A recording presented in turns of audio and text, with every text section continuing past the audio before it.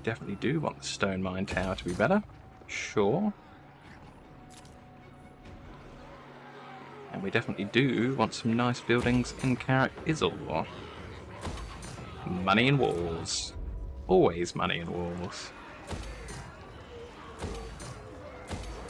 Except when it's boats.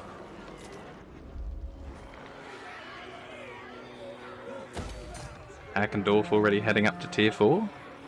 Pretty swish. Don't think Averheim's in any real danger with the new troop layout. The tribe's ready. But we could always do a recruit some more. Let's get 4 units of skulkers. Just so I don't forget next turn, let's get 4 units of goblin archers lined up there as well.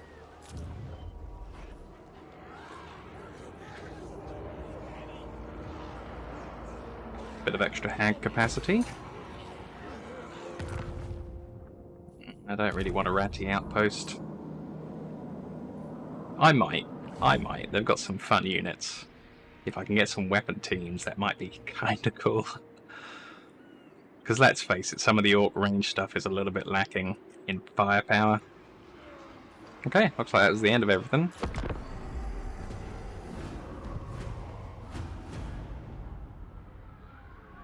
End of everything turn-wise, not the end of the world. I'm working on the end of the world. Ah, our guy using the underway stance has gained Tunneler. There's always a way through the dark for those willing to find it. We have a 10% additional chance of just intercepting people, other people using the same sort of stance. And an extra 5 leadership while we're down there. Yeah, it's really good.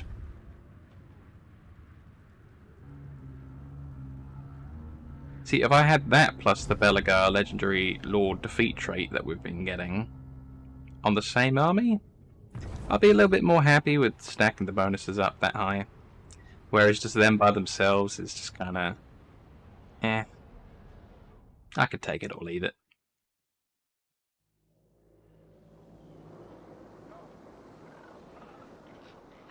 Oh, and the reason why, one thing I didn't mention, is that you can only have so many traits on a character. For some reason they added in a hard limit, even though it's not limited by the game's engine.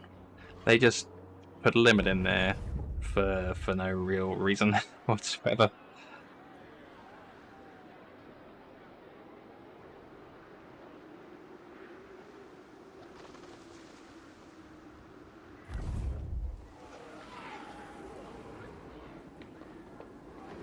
This is cool, the Golden Order not looking to fight me.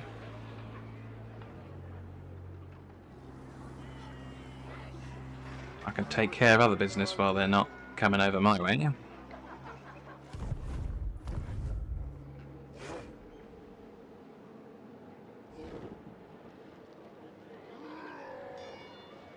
Ooh, weak lost.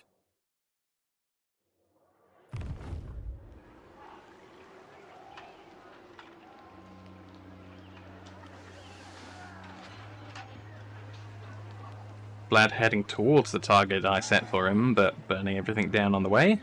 That's fine. You can have it. You can have Nuln. Although I might want to bite off of him because there's a cool landmark there for me.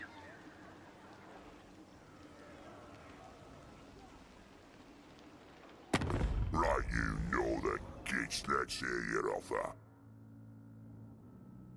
Okay, so this is the top guy as far as Warriors of Chaos are concerned. He is the Ever-Chosen, which means all gods favour or do not favour him in equal proportions. So he can kind of send a bit of everything at you. And he wants a non-aggression pact with us. He must love the work that we're doing, because normally he's against everybody. He actually approves that I'm taking out the other Chaos upstart. Let's get 46 teeth out of it, but otherwise be buds, sure. Come, let us sign a pact in the blood of innocence and seal it with the bones of your fathers. I will use your hordes, my Lord Khorne has a certain affection for you beasts. So, you know, Khorne, the Chaos God of Battle, kind of respects our devastation as orcs and goblins.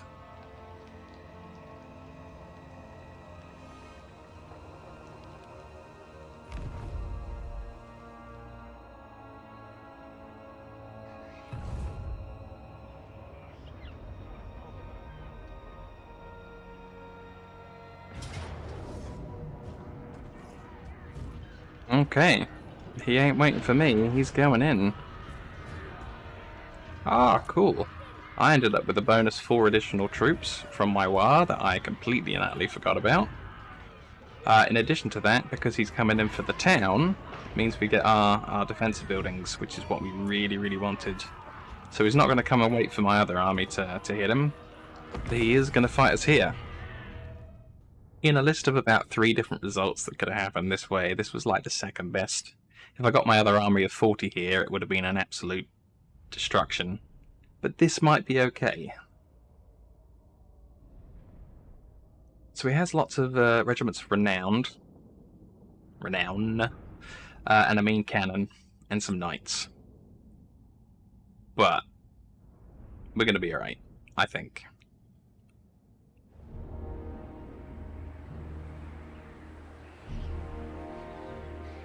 He split his forces into 2 different sides.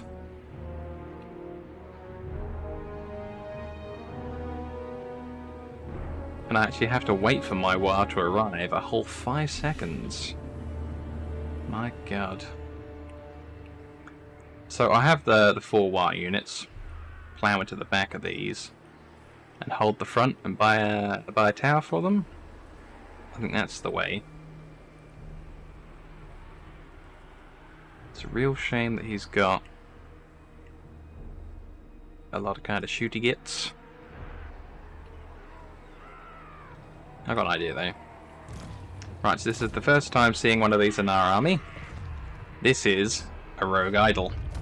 It's rock brought to life by the Greenskins' belief in their god, so it's kind of taken the shape of their god. And yeah, it's a bunch of living, moving rock. If you see, even the goblin on a wolf is like, you know, this high compared to this guy's boot. Goblins! He's a big lad. So he's got some cool stuff. He causes terror. Who wouldn't be terrified by that? He can soak up a little bit of magic fire. He crumbles while he's dying. He actually drops rocks on friends and foes alike.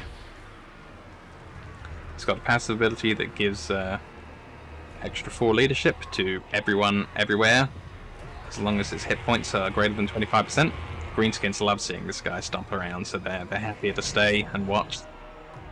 He's a single entity, so he goes down a bit when he's wounded. He cannot be broken. He will not flee. He's a pile of rocks. He don't care. And you get an active ability on this one that allows him to throw more rocks. He pulls bits off of himself and throws them at the enemy. That's what makes him a Regiment of Renown. The normal ones are just melee. But I brought him down here because I'm going to have him throw rocks back at their missile troops. Please, President Game!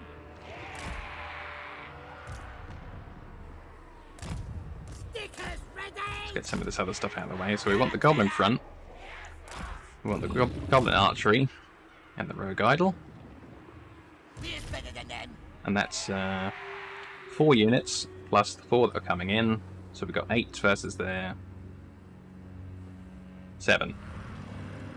I'm gonna plonk a tower down. There we go. So we got 1 more unit and a tower over them. That's fine, I think. And on this side, we have so many troops to outnumber them. We're looking to kind of crush them on this side. So there's a tower again.